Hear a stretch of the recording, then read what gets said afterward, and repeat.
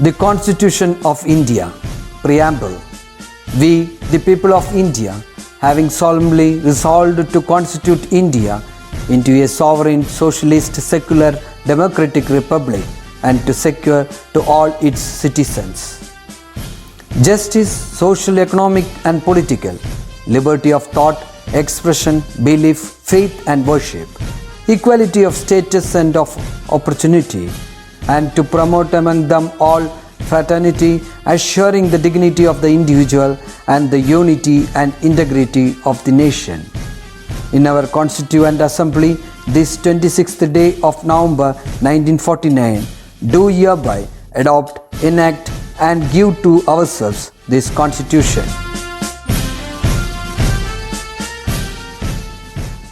Hi students, welcome back to economics class. Last class we were discussing about rural development. Today we are going to discuss a new chapter, that is chapter 7, employment, growth, informalization and other issues. Okay, so in this chapter we are discussing about the employment. See, what do you mean by employment? തൊഴിൽ അല്ലേ? See, what is the importance of studying employment? എന്തിനാണ് നമ്മൾ എംപ്ലോയ്മെൻറ്റിനെ കുറിച്ച് പഠിക്കുന്നത്? Because the first one, it gives us information about quality and nature of work in our country. അതായത് നമ്മൾ ഈ രാജ്യത്തുള്ള ക്വാളിറ്റി അല്ലേ, വർക്കിൻ്റെ ക്വാളിറ്റി എന്താണ്, പ്രത്യേകതകൾ എന്തൊക്കെയാണെന്ന് നമുക്ക് മനസ്സിലാക്കാൻ പറ്റും. Okay, next one, it helps us to understand the contribution of different sectors to employment and national income. That means each sector, that is primary sector, secondary sector, tertiary sector, from each sector how much is the contribution towards employment and national income, that we can identify while studying the employment. Okay, next one, it helps human resource planning.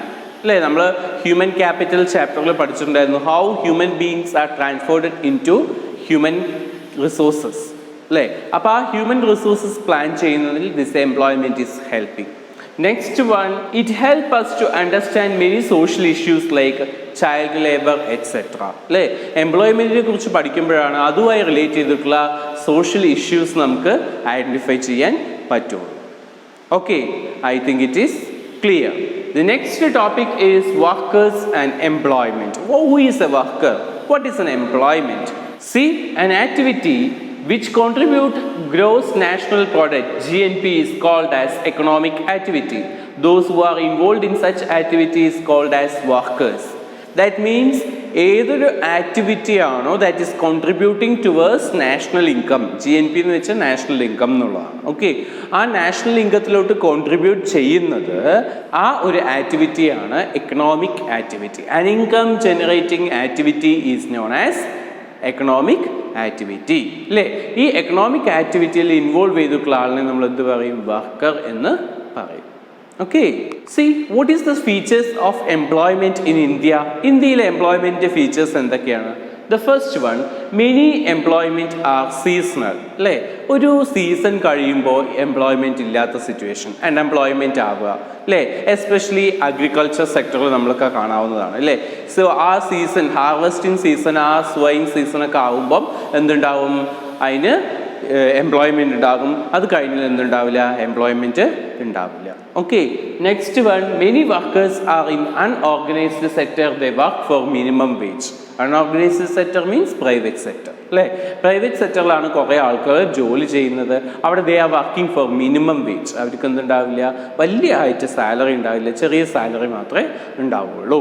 Okay, next one, out of total work force 70% are in rural areas അല്ലേ. 70% people are in rural areas.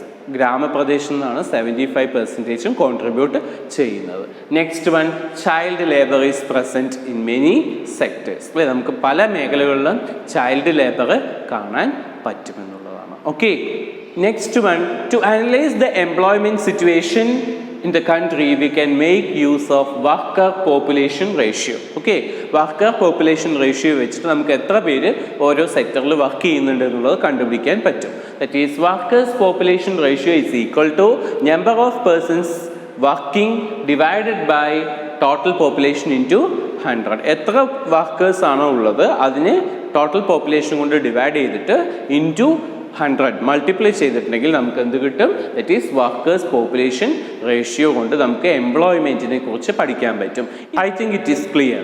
Next one, what is population? എന്താ population എന്ന് പറഞ്ഞിട്ടുണ്ടെങ്കിൽ lower ക്ലാസ്സസിൽ പഠിച്ചിട്ടുണ്ടാവും what is population എന്നുള്ളത് അല്ലേ. Here population is defined as total number of people who reside A particular locality at A particular time അല്ലെ. ഒരു particular ടൈമിൽ ഒരു particular പ്ലേസിൽ ഒരു പെർട്ടിക്കുലർ ലൊക്കാലിറ്റിയിലുള്ള ജനങ്ങളുടെ എണ്ണത്തിനെയാണ് നമ്മൾ ഇത് പറയുന്നത് പോപ്പുലേഷൻ എന്ന് പറയുന്നത്. C, workers population ratio is an indicator and it useful in knowing the proportion of people that is actively contributing to the production of goods and services. അല്ലേ, ഗുഡ്സ് ആൻഡ് സർവീസസ് പ്രൊഡ്യൂസ് ചെയ്യാൻ വേണ്ടി actively contribute ചെയ്യുന്ന person ആര് എന്ന് കണ്ടുപിടിക്കാൻ നമുക്ക് എന്തുകൊണ്ട് പറ്റും? ഈ വർക്കേഴ്സ് പോപ്പുലേഷൻ കൊണ്ട് പറ്റും. If the ratio is higher, workers population ratio കിട്ടുന്നത് കൂടുതലാണെങ്കിൽ it means that the engagement of people is greater അല്ലേ, കൂടുതൽ പേര് എംപ്ലോയ്മെൻറ്റിൽ ഉണ്ട് എന്നുള്ളതാണ്. If the ratio of the country is medium or low, medium ആണ് അല്ലെങ്കിൽ ലോ ആണ് എന്നുണ്ടെങ്കിൽ it means very high proportion of its population are not involved in economic activity. അതായത് വർക്കേഴ്സ് പോപ്പുലേഷൻ റേഷ്യോ കൂടുതലാണെങ്കിൽ more people are engaged in economic activities. അല്ലെങ്കിൽ അത് medium low ആണെന്നുണ്ടെങ്കിൽ it is less people are involved in economic activity. What you mean by economic activity? And income generating activity is known as economic activity. Okay, see, compare to female, male are working അല്ലേ. കൂടുതൽ workers ഉള്ളത് mail തന്നെയാണ്. ഫീമെയിലുമായിട്ട് compare ചെയ്യുമ്പോൾ ഏറ്റവും കൂടുതൽ work ചെയ്യുന്നത് mail category തന്നെയാണ്. Okay, C, next topic self employed and hired workers. എന്താ ഹയേർഡ് വർക്കേഴ്സ് എന്ന് വെച്ചിട്ടുണ്ടെങ്കിൽ ദിവസവേതനത്തിന് അല്ലേ, ഡെയിലി വർക്ക് ചെയ്യുക എന്നുള്ളതാണ് അല്ലേ. ഡെയിലി വർക്ക് ചെയ്ത് നമുക്ക് ക്യാഷ് കിട്ടുന്നത് തന്നെയാണ് ഹയേർഡ് വർക്കേഴ്സ് എന്ന് പറയുന്നത്. സി, വർക്കേഴ്സിനെ നമുക്ക് ടോട്ടലായിട്ട് 3 ക്ലാസിഫിക്കേഷൻ ചെയ്യാം. First one, regular salaried employed അല്ലേ. അവർക്കൊരു ഫ്രീക്വൻറ്റ് ഇൻ്റർവെൽ എന്തായിരിക്കും? സാലറി ഉണ്ടാകും. റെഗുലർ ആയിട്ട് സാലറി കിട്ടുന്ന ആൾക്കാരെയാണ് നമ്മളിത് പറയുന്നത് റെഗുലർ സാലറീഡ് എംപ്ലോയിഡ് എന്ന് പറയുന്നത്. നെക്സ്റ്റ് വൺ കാഷ്വൽ വർക്കേഴ്സ് ആണ് അല്ലേ. നമ്മൾ അഗ്രികൾച്ചറിൽ ദിവസം കൺസ്ട്രക്ഷൻ വർക്ക് അങ്ങനത്തെ ഉള്ളതൊക്കെ എന്ത് വരും? കാഷ്വൽ വർക്കേഴ്സ് ആണ്. അവർക്ക് ഡെയിലി അവർക്ക് എന്ത് കിട്ടും? ക്യാഷ് കിട്ടും. വർക്ക് ചെയ്യുക, ക്യാഷ് വാങ്ങുക എന്നുള്ളത് അല്ലേ. കൂലിപ്പണിക്കാരും നമ്മൾ പറയും അല്ലേ. നെക്സ്റ്റ് വൺ സെൽഫ് എംപ്ലോയിഡ് ആണ്. അവർ they themselves finding employment and they are getting earning എന്നുള്ളതാണ്. അവർ സ്വയം തൊഴിൽ കണ്ടുപിടിക്കുക, അതിനൊപ്പം തന്നെ അവർ ഏൺ ചെയ്യുക എന്നുള്ളതാണ്. സി, ഇനി ഈ കണ്ടീഷൻസ് എങ്ങനെയാണ് എന്നുള്ളതാണ്. അർബൻ ഏരിയയിൽ എങ്ങനെയാണ്, ഏത് കാറ്റഗറിയാണ് കൂടുതൽ, റൂറൽ ഏരിയയിൽ എങ്ങനെയാണ്, അതേപോലെ തന്നെ ജെൻഡർ വൈസ് ആരാണ് കൂടുതൽ നിൽക്കുന്നത്, ആരാണ് കുറവ് നിൽക്കുന്നത് എന്നുള്ളതാണ് നെക്സ്റ്റ് പഠിക്കുന്നത്. ഓക്കെ, ഇവിടെ അർബൻ ഏരിയാസിൽ മോസ്റ്റ്ലി റെഗുലർ സാലറീഡ് പേഴ്സൺസ് ആണ് അല്ലെങ്കിൽ സെൽഫ് എംപ്ലോയിഡ് കാറ്റഗറിയാണ്. അവിടെ കാഷ്വൽ ലേബേഴ്സ് വളരെ കുറവാണ്. ഓക്കെ, അർബൻ ഏരിയാസിൽ ഏറ്റവും കൂടുതലായിട്ടുള്ളത് എന്താണ്? റെഗുലർ സാലറീഡ് ആയിരിക്കും. അതേപോലെ തന്നെ സെൽഫ് എംപ്ലോയിഡ് കാറ്റഗറീസ് ആണ് കൂടുതൽ. പക്ഷേ അവിടെ കാഷ്വൽ വർക്കേഴ്സ് വളരെ കുറവാണ്. അതുപോലെ തന്നെ റൂറൽ ഏരിയാസ് ആണെങ്കിൽ എങ്ങനെയായിരിക്കും? മോർ സെൽഫ് എംപ്ലോയിഡ് അല്ലേ. അതിൽ ഏറ്റവും കൂടുതൽ എന്ന് പറയുന്നത് സെൽഫ് എംപ്ലോയിഡ് ആണ്. And next by casual and next by salaried അല്ലേ. സി, ഇനി what is the workers population ratio in India? That is 40% people are working. Then rural it is around 42% are working and around 34% in urban area. And the woman participation is very high comparing to male category അല്ലേ. ഇത് workers population ratio in India ആണ് നമ്മൾ discuss ചെയ്യുന്നത്. Okay, next one, gender wise distribution. എങ്ങനെയാണ്, ഏത് ജെൻഡറാണ് കൂടുതലായിട്ട് വർക്കിന് പോകുന്നത് എന്നുള്ളതാണ്. അവിടെ females are working more than male. കൂടുതലായിട്ടും വർക്ക് ചെയ്യുന്നത് ഫീമെയിൽസ് തന്നെയാണ്. That is in both self employed and casual workers category. ഏറ്റവും കൂടുതൽ സ്ത്രീകൾ വർക്ക് ചെയ്യുന്നത് സെൽഫ് എംപ്ലോയിഡും കാഷ്വൽ വർക്കേഴ്സിലുമാണ് വർക്ക് ചെയ്യുന്നത്. അതുപോലെ തന്നെ മെയിൽ അക്കൗണ്ട് ഓൾമോസ്റ്റ് ഒരു 18% റെഗുലർ സാലറീഡ് ആണ് ആൻഡ് 8% ആണ് ഫീമെയിൽസിനുള്ളൂ. ഓക്കെ, അപ്പോൾ comparing to male and female ആണ് വർക്ക് ചെയ്യുന്നത്. അതിൽ ഏറ്റവും കൂടുതൽ വർക്ക് ചെയ്യുന്നത് ഏത് സെക്ടറിലാണ്? സെൽഫ് എംപ്ലോയിഡ് ആയിട്ടുള്ളതും കാഷ്വൽ ലേബേഴ്സിലുമാണ് വുമൺ പാർട്ടിസിപ്പേഷൻ കൂടുതലായിട്ടുള്ളത്. പിന്നെ നമുക്ക് കമ്പയർ ചെയ്ത് നോക്കുകയാണെന്നുണ്ടെങ്കിൽ 18% എന്താണ്? മെയിൽ റെഗുലർ സാലറീഡും ദെൻ 8% ഫീമെയിൽ റെഗുലർ സാലറീഡുമാണ്. ഓക്കെ, I think it is clear. See, this is the distribution of employment by gender അല്ലേ, ജെൻഡർ ആയിട്ടുള്ള ഡിസ്ക്രിമിനേഷൻ, മെയിൽ വർക്കേഴ്സും ഫീമെയിൽ വർക്കേഴ്സും കമ്പയർ ചെയ്യുമ്പോൾ തന്നെ നമുക്കറിയാം ഏറ്റവും കൂടുതൽ വർക്കേഴ്സ് ഉള്ളത് ഏത് കാറ്റഗറിയിലാണ്? സെൽഫ് എംപ്ലോയിഡിലാണ് അല്ലേ, രണ്ടവിടെയും സെൽഫ് എംപ്ലോയിഡ് ആണ്. അതേ സമയത്ത് നോക്കൂ, സെക്കൻഡ് വൺ റെഗുലർ സാലറീഡ് ആയിട്ടുള്ളവർ ഏതിലാണ് കൂടുതൽ? റെഗുലർ സാലറീഡ് ആയിട്ടുള്ളത് മെയിൽ വർക്കേഴ്സ് കൂടുതലും, ഫീമെയിൽ കുറവുമാണ്. കാഷ്വൽ ലേബേഴ്സ് രണ്ടിലും അല്ലേ ഏകദേശം ഒരുപോലെ നിൽക്കുന്നുണ്ട്. ഇത് പുതിയ സെൻസസ് പ്രകാരമുള്ള കണക്കാണ്. അപ്പോൾ ഇതാണ് നിങ്ങൾ പെർസെൻറ്റേജ് നിങ്ങൾ എഴുതേണ്ടത്. Okay, next one distribution of employment by region, that is urban workers എത്രയുണ്ട്, റൂറൽ വർക്കേഴ്സ് എത്രയുണ്ട് എന്നുള്ളതാണ്. അതേ ഡിസ്ട്രിബ്യൂഷൻ വെച്ചിട്ടാണ് അല്ലേ റെഗുലർ സാലറീഡ് എത്രയാണ്, സെൽഫ് എംപ്ലോയിഡ് എത്രയാണ്, കാഷ്വൽ വേജ് വർക്കേഴ്സ് എത്രയാണെന്നുള്ളതാണ്. അപ്പോൾ ഇത് പഠിച്ചിട്ട് എക്സാമിന് ചോദിക്കുന്ന സമയത്ത് ഇത് തിയറട്ടിക്കലായിട്ട് എഴുതി പോകണം. എങ്ങനെ എഴുതും? In rural area there are 35% of casual workers and 56% of self-employed and 9% of regular salaried employed. In urban area, 43% are self-employed and 42% are regular salaried employee and only 15% contributes or they are engaged in casual wage labours. Okay, ഇങ്ങനെ explain ചെയ്ത് നമ്മൾ എഴുതണം. Okay, ഇത് നിങ്ങൾ നിങ്ങളുടെ നോട്ട്ബുക്കിലോട്ട് copy ചെയ്യുക. Okay, next one reasons for lower participation of woman. എന്തുകൊണ്ടാണ് ഇപ്പോൾ ഫീമെയിൽ വർക്ക് പാർട്ടിസിപ്പേഷൻ കൂടുതലാണെന്നുണ്ടെങ്കിലും റെഗുലർ സാലറീഡിൻ്റെ ഏരിയാസിലും അതുപോലെ തന്നെ ഇൻ ജനറലായി കമ്പയർ ചെയ്യുമ്പോഴും ഫീമെയിൽസിൻ്റെ വർക്ക് പാർട്ടിസിപ്പേഷൻ വളരെ കുറവാണ്. എന്തുകൊണ്ടാണ് ഫീമെയിൽസ് വർക്ക് ചെയ്യാത്തത്? What is the reason behind? The first one, lack of woman literacy and educational attainment അല്ലേ, ആ സ്ത്രീകൾ വിദ്യാഭ്യാസം ഒരുപാട് കിട്ടിയിട്ടില്ല എന്നുള്ളതാണ്. ഒന്നില്ലെങ്കിൽ അവർ വിദ്യാഭ്യാസത്തിന് പോകുന്നില്ല എന്നുള്ളതാണ് first one.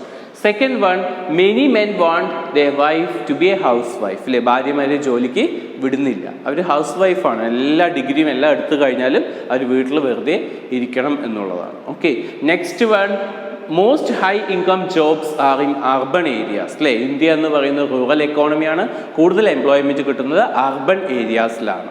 Okay, next one, in rural area opportunities are lower അല്ലേ, റൂറൽ ഏരിയാസിലെ ഓപ്പർച്യൂണിറ്റീസ് വളരെ കുറവാണ്. Okay, next one, distribution of work force among sectors അല്ലേ. നമ്മൾ എക്കണോമിക് ആക്ടിവിറ്റിയെ 3 സെക്ടറിലായിട്ടാണ് ഡിവൈഡ് ചെയ്യുക. The first one is primary sector, secondary sector and tertiary sector. The first one primary sector, അവിടെ അഗ്രികൾച്ചറും അതുമായി റിലേറ്റ് ചെയ്തിട്ടുള്ള ആക്ടിവിറ്റീസ് ആയിട്ടുള്ള ഫിഷിങ് വരാം, അങ്ങനത്തെ ഉള്ള ഒരുപാട് ആക്ടിവിറ്റീസ് അല്ലേ, അഗ്രികൾച്ചറുമായി റിലേറ്റ് ചെയ്തിട്ടുള്ള ആക്ടിവിറ്റീസ് നമ്മൾ റൂറൽ ഡെവലപ്മെൻറ്റ് എന്ന ചാപ്റ്ററിൽ പഠിച്ചു അല്ലേ, അതെല്ലാം വരുന്നത് പ്രൈമറി സെക്ടറാണ്. സെക്കൻഡറി സെക്ടറിൽ എന്തൊക്കെയാണ് വരിക? മൈനിങ് വരും, ക്വാറിയിങ് വരും, മാനുഫാക്ചറിങ് വരും, electricity, gas and water supply, construction, ഇതൊക്കെ വരുന്നത് സെക്കൻഡറി സെക്ടറിലാണ്. ഓക്കെ, ഇനി ടെർഷറി സെക്ടറിൽ എന്തൊക്കെയാണ് വരിക?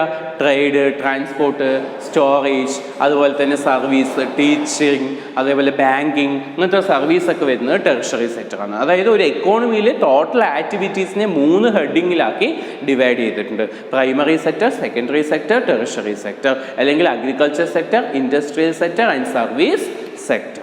ഓക്കെ, ഇനി see what is the sector based contribution? That means since India is a rural economy, most of the workers are from rural area and they are engaged in primary sector activities like agriculture, fishing, forestry, then comes the industrial and service sector. ഇന്ത്യയിൽ പൊതുവെ നോക്കുകയാണെന്നുണ്ടെങ്കിൽ കൂടുതൽ പേര് employ ചെയ്തിരിക്കുന്നത് primary സെക്ടറിലാണ്. ഏത് സെക്ടറിലാണ്? Primary സെക്ടറിലാണ് കൂടുതൽ പേര് employment ചെയ്തിട്ടുള്ളത്.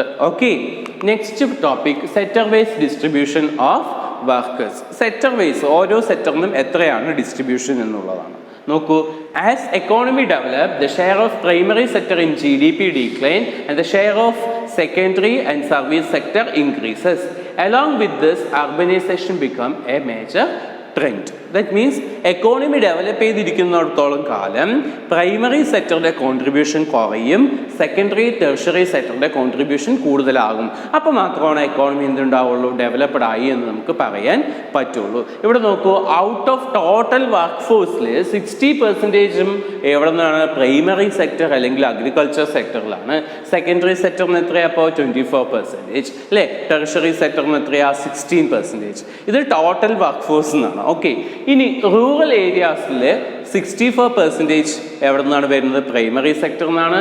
And 20% from secondary sector and tertiary sector from 16%. Okay, ഇത്രയും പെർസെൻറ്റേജ് റൂറൽ ഏരിയാസ്. ഇനി അർബൻ ഏരിയാസ് നോക്കൂ. അവിടെ ഏറ്റവും കൂടുതലുള്ളത് ഏതാണ്? സർവീസ് സെക്ടറാണ്. സർവീസ് സെക്ടറിൽ എത്രയാണ്? 60%. അല്ലേ?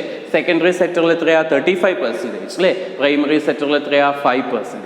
അല്ലേ? അപ്പോൾ ഇത്തരത്തിലാണ് ആ പെർസെൻറ്റേജ് റേറ്റ് എന്ത് ചെയ്യുന്നത്? കൂടുതലായി പോകുന്നത്. അപ്പോൾ ഓരോ സെക്ടറിലും ഡിഫറെൻറ്റ് റേറ്റിലാണ് എംപ്ലോയിഡ് ആയിട്ടുള്ളത്.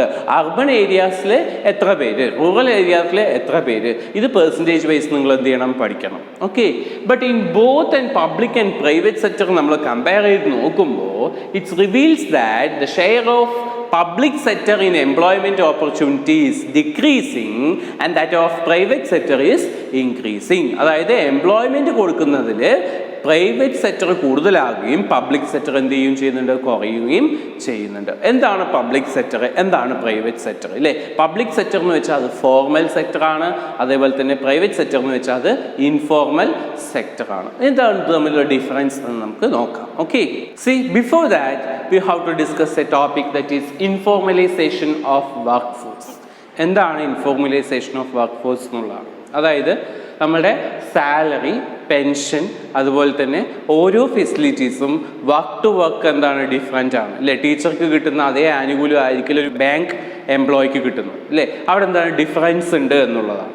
അപ്പോൾ ഈ ഓരോ വർക്കിനും ഓരോരോ ബെനിഫിറ്റാണ്. അതുപോലെ തന്നെ നമ്മൾ പബ്ലിക് സെക്ടറിലും പ്രൈവറ്റ് സെക്ടറിലും വർക്ക് ചെയ്യുന്നവർക്ക് സാലറി കൂടുതലായിരിക്കും than casual workers. Casual workers എന്താണ്? Daily wages. അല്ലേ?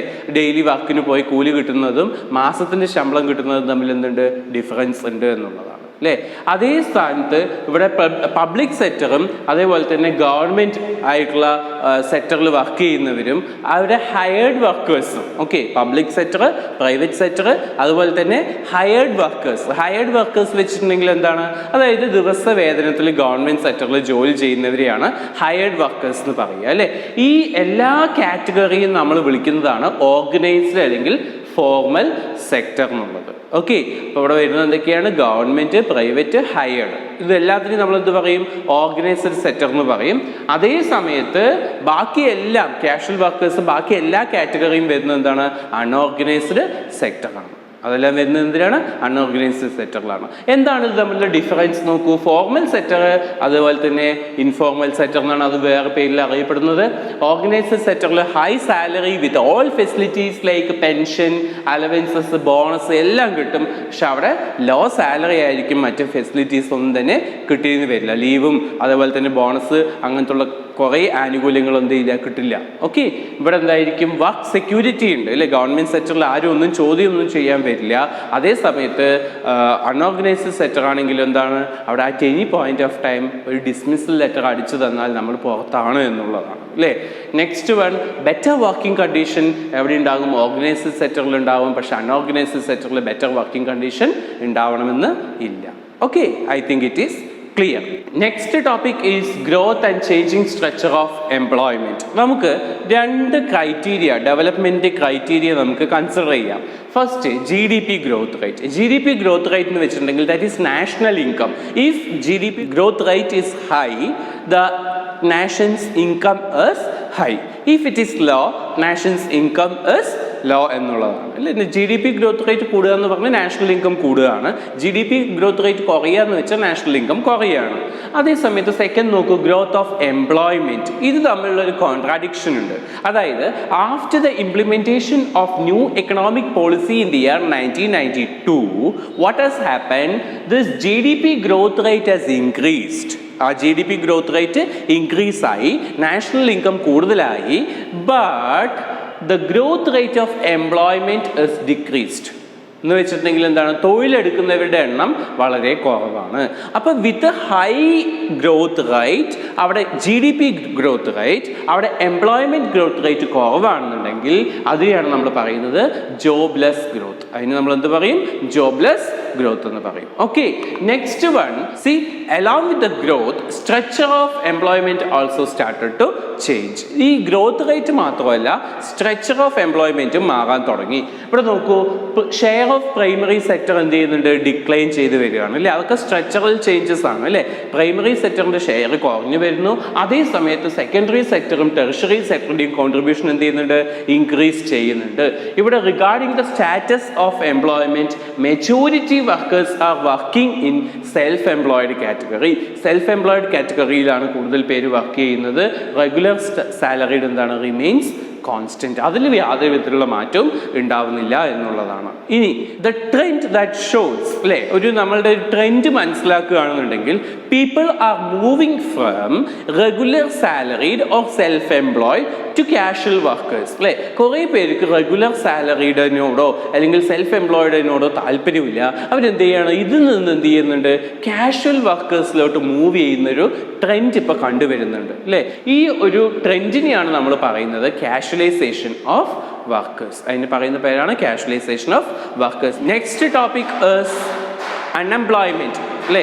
എംപ്ലോയ്മെൻറ്റ് പോലെ തന്നെ അൺഎംപ്ലോയ്മെൻറ്റും ഇമ്പോർട്ടൻ്റ് ആണ്. ഈ അൺഎംപ്ലോയ്മെൻറ്റ് എന്ന് വെച്ചിട്ട് എന്താണ്, people are willing to work but they are not getting work അല്ലേ. അവർ ജോലി ചെയ്യാൻ തയ്യാറാണ്, പക്ഷെ അവർക്ക് എന്ത് കിട്ടുന്നില്ല, ജോലി കിട്ടുന്നില്ല. ഈ അൺഎംപ്ലോയ്മെൻറ്റിനെ കുറിച്ചിട്ടുള്ള ഡീറ്റെയിൽസ് എവിടെ നിന്നാണ് കിട്ടുന്നത്, ഒന്ന് NSSO അല്ലേ, that is national sample survey organisation, അല്ലെങ്കിൽ സെൻസസ് ഓഫ് ഇന്ത്യ, അല്ലെങ്കിൽ എംപ്ലോയ്മെൻറ്റ് എക്സ്ചേഞ്ച് അല്ലേ. ഇവിടെ നിന്നൊക്കെയാണ് അൺഎംപ്ലോയ്മെൻറ്റ് റേറ്റ് നമുക്ക് അൺഎംപ്ലോയ്മെൻറ്റിനെ കുറിച്ചും കൂടുതൽ മനസ്സിലാക്കാൻ പറ്റുന്നത്. ഇനി 3 ടൈപ്സ് ഓഫ് അൺഎംപ്ലോയ്മെൻറ്റ് ആണുള്ളത്. The first one is open unemployment. Open unemployment എന്ന് പറഞ്ഞാൽ ഞാൻ മുന്നേ പറഞ്ഞതുപോലെ തന്നെ they are willing to do work but they are not getting work but they are trying for the work അല്ലേ. എന്താണ്, നമ്മുടെ മീഡിയാസിലൂടെയും അങ്ങനെ ഒരുപാട് സ്രോതസ്സുകളിലൂടെയൊക്കെ ഒരുപാട് സോഴ്സസിലൂടെയൊക്കെ അവരെന്ത് ചെയ്യുന്നത്, ജോലിക്ക് വേണ്ടി ശ്രമിക്കുന്നുണ്ട്, പക്ഷെ അവർക്ക് ജോലി കിട്ടുന്നില്ല. അതിനെയാണ് ഓപ്പൺ അൺഎംപ്ലോയ്മെൻറ്റ് എന്ന് പറയുന്നത്. Next one disguised unemployment. ഇതുള്ളത് അഗ്രികൾച്ചർ സെക്ടറിലാണ് അല്ലേ. 10 പേര് ജോലി എടുക്കേണ്ട അവിടെ ചിലപ്പോൾ എന്തായിരിക്കും 11 or 12 പേര് ജോലി എടുക്കുക എന്നുള്ള ആ ഒരു ടൈപ്പ് ഓഫ് അൺഎംപ്ലോയ്മെൻറ്റിനെയാണ് നമുക്ക് ഡിസ്ഗേസ്ഡ് അൺഎംപ്ലോയ്മെൻറ്റ് എന്ന് പറയുന്നത്. അഗ്രികൾച്ചർ സെക്ടറിലാണ് ഇത് കൂടുതലായിട്ട് കാണുന്നത്. Okay, next one seasonal unemployment. അതായത് ഒരു സീസൺ സമയത്ത് അവർക്ക് ജോലി കിട്ടും, അത് കഴിഞ്ഞാൽ അവർ അൺഎംപ്ലോയിഡ് ആവും. Especially it is seen in the agriculture sector, that is during the time of sowing and harvesting seasons അല്ലേ. ആ സീസൺസിലൊക്കെ പീപ്പിൾസിന് ജോലി കിട്ടും, അത് കഴിഞ്ഞാൽ എന്തുണ്ടാവില്ല, ജോലി ഉണ്ടാവില്ല. Okay, next one government and employment generation. നമ്മൾ ഒരുപാട് പ്രോജക്റ്റ് ആൻഡ് പ്രോഗ്രാംസ് നമ്മൾ പോവർട്ടി ഇറാഡിക്കേഷൻ പ്രോഗ്രാംസിൽ പഠിച്ചിട്ടുണ്ട് അല്ലേ. അവിടെ RLEGP അല്ലേ, അതുപോലെ ഒരുപാട് ഇന്ദിര ആവാസ് യോജന, അതേപോലെ അതിൽ ഇമ്പോർട്ടൻ്റ് ആയിട്ടുള്ളതാണ് national rural employment guarantee programme. Mahatma Gandhi national rural employment guarantee programme started in the year 2005. It ensures 100 days of work അല്ലേ, 100 days of work കൊടുക്കുക എന്നുള്ളത്. അതുപോലെ ഒരുപാട് പ്രോജക്റ്റും പ്രോഗ്രാംസും നമ്മൾ പോവർട്ടി ഇറാഡിക്കേഷൻ ചാപ്റ്ററിൽ പഠിച്ചിട്ടുണ്ട്. അതെല്ലാം എംപ്ലോയ്മെൻറ്റ് ജനറേഷന് വേണ്ടി കൊണ്ടുവന്നിട്ടുള്ളതാണ്. ഓക്കെ, ഇനി ഗവൺമെൻറ്റിൻ്റെ ഭാഗത്ത് എങ്ങനെയാണെന്ന് നമുക്ക് നോക്കാം. ഗവൺമെൻറ് സെക്ടറിൽ ഡയറക്റ്റ് ആയിട്ട് ഗവൺമെൻറ് സ്കൂൾസിലും ഹോസ്പിറ്റൽസിലും ഗവൺമെൻറ് ഓർഗനൈസേഷൻസിലൊക്കെ ഗവൺമെൻറ് എന്ത് ചെയ്യാറുണ്ട്, എംപ്ലോയ്മെൻറ്റ് കൊടുക്കാറുണ്ട്. അത് ഡയറക്റ്റ് ആണ്. അതേ സമയത്ത് ഇൻഡയറക്റ്റ് ആയിട്ട് ഗവൺമെൻറ് അതിൻ്റെ ഔട്ട്പുട്ട് ഇൻക്രീസ് ചെയ്യുന്ന സമയത്ത്, ഗവൺമെൻറ് അതിൻ്റെ പ്രൊഡക്ഷൻ ഇൻക്രീസ് ചെയ്യുന്ന സമയത്ത് knowingly or unknowingly government is providing employment to the different group of people. That means to the private sector അല്ലെ. പബ്ലിക് സെക്ടറിലെ ഔട്ട്പുട്ട് കൂട്ടുമ്പോൾ അതെന്ത് ചെയ്യുന്നുണ്ട്, പ്രൈവറ്റ് സെക്ടറിലേക്കും എംപ്ലോയ്മെൻറ്റ് കൂട്ടുമെന്നുള്ളതാണ്. Okay, that's all for the chapter. If you have any doubt related to this chapter you can contact me. Thank you. Have a nice day.